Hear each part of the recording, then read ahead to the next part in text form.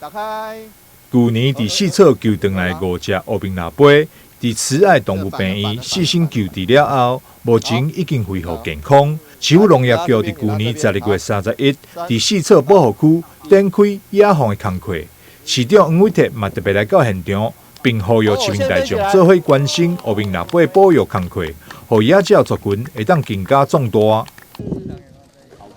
哦，先飞起来。因为中毒而被志工抢救出来的 N17到 N21 5只黑面琵鹭，分别在12月初到12月中被志工发现。那经过抢救之后，兽医的抢救，然后发现是这个肉毒杆菌中毒，然后经过志工的悉心照料兽医的悉心照护，终于能够恢复健康。那选择在今天，也就是2021年的最后一天，来野放，然后让他们能够欢度2022。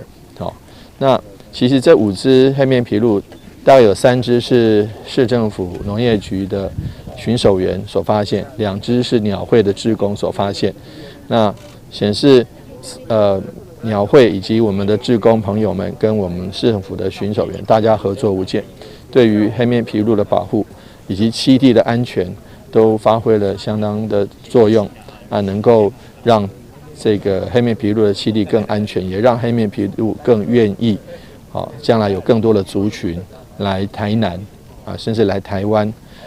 度冬。那这样子对于台湾在国际黑面琵鹭的保育的重要性不言可喻。目前为止，大概60%的黑面琵鹭度冬的黑面琵鹭大概都有来台湾。那我想说，这个族群日益扩大，那表示我们保育工作一方面做得还可以，第二个我们还需要更精进，也希望说能够做得更好。那希望说大家一起针对这个国际非常非常重要的保育类鸟类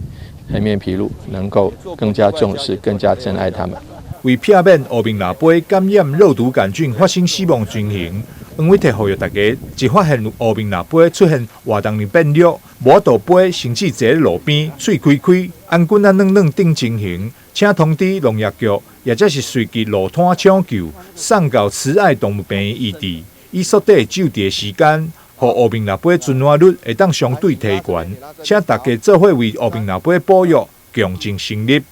台南新闻张硕维采访报道。